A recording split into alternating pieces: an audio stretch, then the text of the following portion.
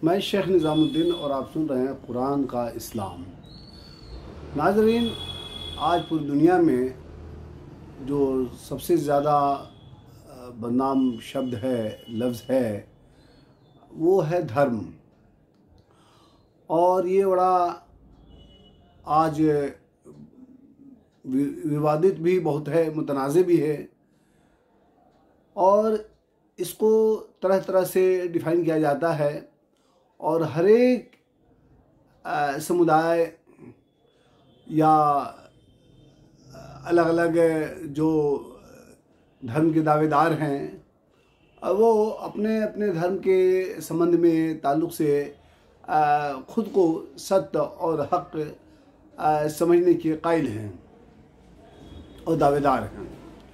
इसी के साथ ये भी विडंबना है कि एक बड़ा तबका है दुनिया में जो धर्म को फसाद का, हिंसा का कारण मानता है। और दुनिया में बल्कि वो तो यहाँ तक कहते हैं कि जंगों की जितनी भी जंगें हुई हैं उसका बड़ा कारण वो धर्म ही रहा है। और बल्कि कम्युनिस्ट तो पूरा जो विचारधारा है वो तो पूरा धर्म विरोधी ही रहे हैं जो है। असल में मैं आज आपसे ये कहना चाहता हूँ इस पर कि धर्म के संबंध में ये गलतफहमियाँ क्यों हैं और इसकी सही असलियत क्या है, वास्तविकता क्या है।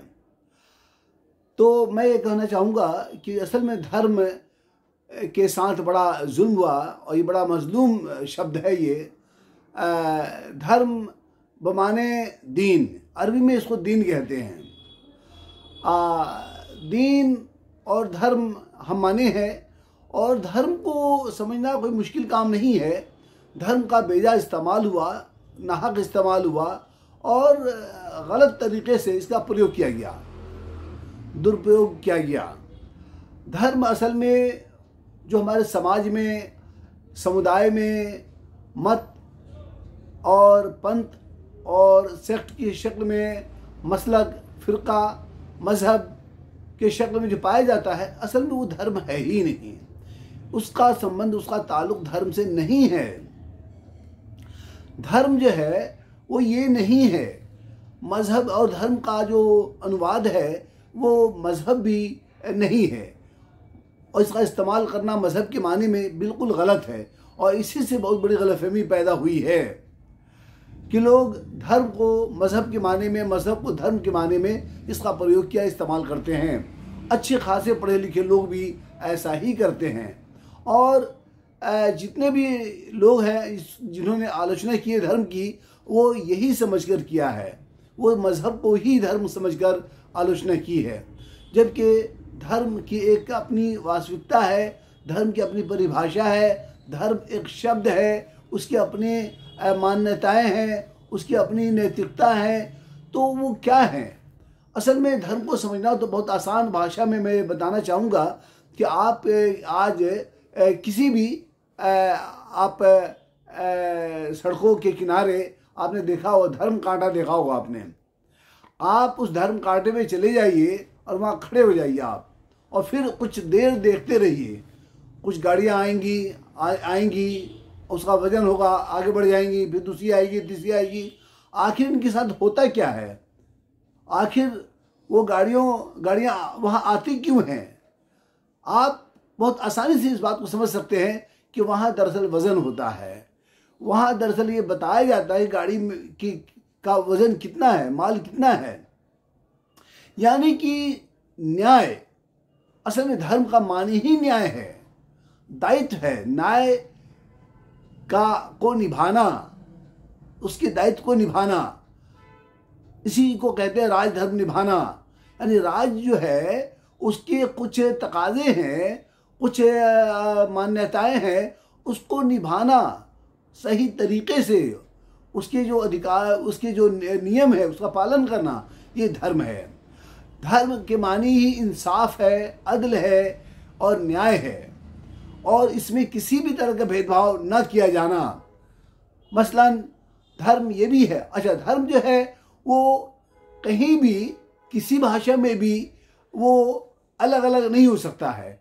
भाषा अलग हो सकती है लेकिन धर्म यही रहेगा, वो बदलता नहीं है। उसका गुण, उसका रूप, उसका रंग नहीं बदलता है, वो एक ही होता है। चाहे वो अरबी में कहें, फारसी में कहें, हिंदी में कहें, अंग्रेजी में कहें या बांग्ला में कहें या संस्कृत में कहें, वो धर्म ही रहेगा, यानी न्याय ही रहेगा, इंसाफ ही रहेगा, मानवता ही होगा, समानता ही होगा, स्वतंत्रता ही होगा। उसमें किसी तरह का भेदभाव करना, ये नाइंसाफ़ी यानी वो धर्म नहीं हो सकता है। धर्म के मानी ही है समाज में समानता का व्यवस्था करना और इंसाफ करना, न्याय करना। न्याय पर आधारित जो व्यवस्था है वो दरअसल में धर्मराज है, उसी को कहते हैं। इसको जैसे कि जो है इसी को अरबी में इस्लामी जो मुसलमान हैं उनको इस्लामी राज कहते हैं, इस्लामी स्टेट कहते हैं, इस्लामी जो है वो हुकूमत कहते हैं। असल में इस्लामी कोई रंग और नस्ल या समुदाय का नहीं है, बल्कि ये एक खूबी है और वो गुण है, जहाँ भी होगा वो न्यायपूर्ण होगा, यानी वही इस्लामी होगा, यानी शांतिपूर्वक, शांतिमय।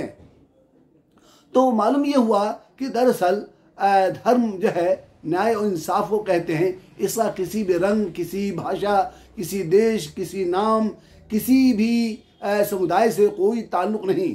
ये खूबी, ये रंग, ये जो गुण है, जहाँ भी होगा, जिस समाज में होगा, जिस आदमी के अंदर होगा, वो धार्मिक होगा और यही धर्म है। इसके विपरीत जितनी बातें हैं जो है नकारात्मक बातें, वो सब के सब अधर्म होगा और उसका करने वाला अधर्मी होगा, चाहे उसका नाम कुछ भी हो। हत्या करने वाला हत्यारा होगा, अब चाहे अंग्रेजी में करें, आप अरबी में कहें या हिंदी में कहें, संस्कृत में कहें। इसी तरह लूटने वाला लुटेरा होगा, धोखा देने वाला धोखेबाज होगा, झूठा झूठा होगा, कब्जा करने वाला कब्जा करने वाला होगा। और जितनी नकारात्मक बातें हो सकती हैं, सताने वाला, अत्याचार करने वाला जालिम होगा, ये अधर्म है और ऐसा करने वाला अधर्मी है। उसका किसी भी समुदाय, जात, देश, भाषा से कोई भी संबंध नहीं है। मैं इसी साथ अपनी बात को ख़त्म करता हूँ और मैं चाहता हूँ कि हमारे जो पढ़े लिखे समाज के जो लोग हैं वो इस फ़र्क को समझें, इसका प्रयोग से भी परहेज़ करें, धर्म और मज़हब को का ख्याल रखें, इसको इस्तेमाल करते हुए, कहते हुए। शुक्रिया।